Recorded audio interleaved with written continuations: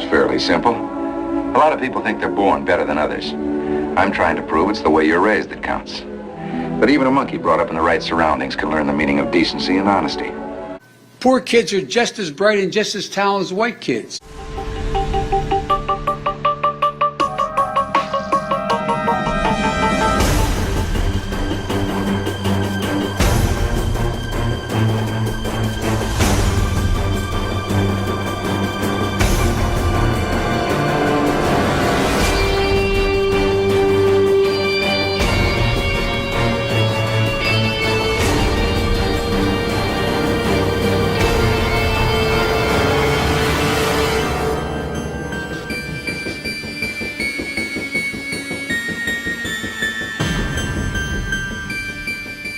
Good evening, ladies and gentlemen. Welcome to the Midnight Manifest. I'm your host, Mark, and it is the Midnight Hour. Actor Dennis Quaid is in a new movie where he portrays former President Ronald Reagan. The movie is called Reagan, and as part of his tour to promote the movie, he was on Piers Morgan, and the conversation, well, Piers Morgan directed the conversation towards Trump. The reason I'm playing this clip is because Quaid's got some interesting points about Trump. I don't know, some of you are probably like me. It's very easy to be pro-Trump, sort of caught up in this pro-Trump bubble that we get into sometimes. I know I get into it quite a bit. It's either people like me who are pro-Trump or the opposite, people who are just suffering from Trump derangement syndrome and just hate the guy. And sometimes we forget that there are people in the middle who don't necessarily like Trump, don't really care either way, but there are things they like about him, there are things they don't like about him, and they're inundated with the far left media, the fake news, constantly hitting him over the head with that he's the next Adolf Hitler. And I'm sure there are a lot of them are sick of that. The only ones that really believe that are the ones that are full-gone leftist Trump derangement syndrome idiots. So to kind of stop and listen to somebody like Quaid, who also he's in Hollywood. This is a Hollywood actor here. So what he's saying could be dangerous to his career. In fact, Piers Morgan even brings that up. Piers Morgan specifically says, "Are you ready for the blowback?" He knows. He knows you're going to get attacked for saying that you support Trump. But I really kind of like this, where Quaid is on this, because even he says that, he wasn't really fond of Trump at the beginning, but after 4 years of his presidency, he kind of liked the policies that he did, the stuff that he did. Not necessarily what he said or him himself, but the policies that he did. Anyways, I'm not going to speak for him too much. Let me play the clip. It's about a 3.5 minute clip. I myself, I think I'm going to vote for him. Really? Yeah, in the next election. Yes, I am. Are you ready for the blowback? Well, yeah. If inevitably comes well, with Trump? I think in this election, everybody's got to, I think they're going to take a side or whatever, but it just seems to me, it just makes sense. I was ready not to vote for Trump until what I saw is more than politics. I see a weaponization of our justice system. Yeah. And a challenge to our Constitution, us as Americans, that I don't think we're going to have. And, Trump is the most investigated person probably in the history of the world. And they haven't been able to really get him on anything. And this whole Stormy Daniels thing, to me, is so kind of pathetic. I mean, whatever happens, as we sit here now, that we're going to find out in a few days whether he's guilty or not guilty. I don't think it matters. It doesn't. If anything, if he's found guilty, it'll probably help him more. Yeah, even the way you just said it made it seem like that trial, or guilty or not guilty, is about Stormy Daniels, right? Which it's not. No, it's not. And in fact, what is the crime? I still can't figure it out. Well, for the crime, neither can they, because they haven't said what it is. They took a misdemeanor that had run out of its time, and turned it somehow, trying to turn it into a felony, and. But they won't even say what that is. Do you have to like Trump to vote for him? No.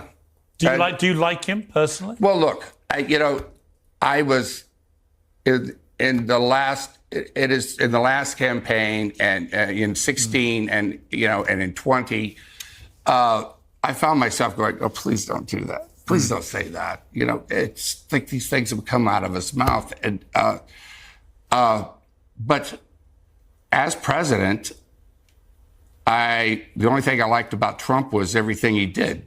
Right. You know, what he did with Korea, with Rocket Baby, the way he defeated ISIS in 3 weeks. You know, people don't even remember it happened so fast. How he stood up for us overseas, and China, and the way he responded to China, he stands up to people, and that's what makes him a leader, rather than what I kind of compare it to what was going on in Jimmy Carter's administration, where we're trying to be everybody's friend and pal. And there's some evil people and bad actors in this world. And so, you know, people might call him an asshole, but he's my asshole. Right. No, I get because that. Because he's. I'll tell you one true thing about him is that I really feel that he is working for the American people. That's what he's all about.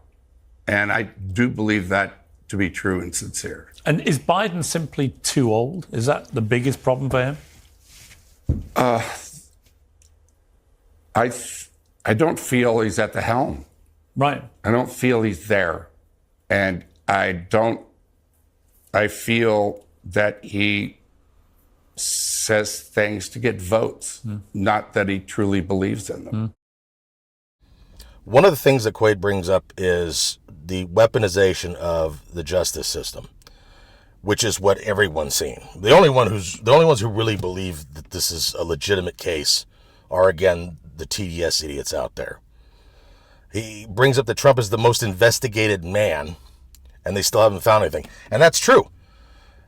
We don't even know all the investigating that's been done on him, the spying that's been done on him, trying to imprison his associates or family members. We know a surface level of what was done. I don't think we're ever really going to know how much the left has put into trying to dig something up on Trump, and they never found anything. He's got to be probably one of the squeakiest clean human beings on the planet, which is kind of weird considering he's supposedly this grubby real estate hustler, according to Robert De Niro. In fact, he's so clean that they just have to basically make up charges on him. They talk about this misdemeanor that's past the statute of limitations that they're trying to turn into a felony and stretch it out into multiple, I think it's 34 felony charges or something like that. By the way, the jury is out in deliberation today. So who knows? I don't think they're going to have anything for us tomorrow. It might be maybe later this week, but we'll see. Piers Morgan brings up the fact that it really doesn't matter whether he's found guilty or not. In fact, he'll probably go up in the polls more if he's found guilty. And I agree with that. Once in a while, I agree with Piers Morgan. Oh, absolutely. If he's found guilty, and especially if they throw him in jail, he's probably going to have the biggest poll numbers of any president or former president or anybody running for president in the history of this country. In fact, I kind of dare him to throw him in prison.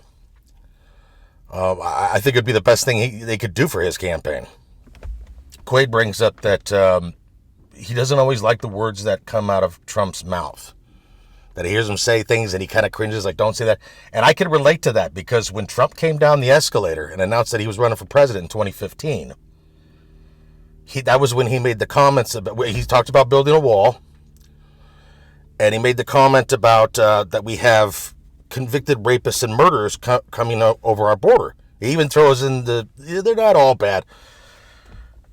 That's the one that they misquoted and said that he claimed that all Mexicans are rapists and murderers. And there's still people today who believe that Trump said all Mexicans are rapists and murderers, but that's not what he said. What he said was we have rapists and murderers coming across our border, and that's true. There are people who were convicted of rape and or murder who are trying to come into this country illegally. They're not all rapists and murderers, but there are rapists and murderers trying to come into this country. That's just a fact, and the Border Patrol can back me up on that.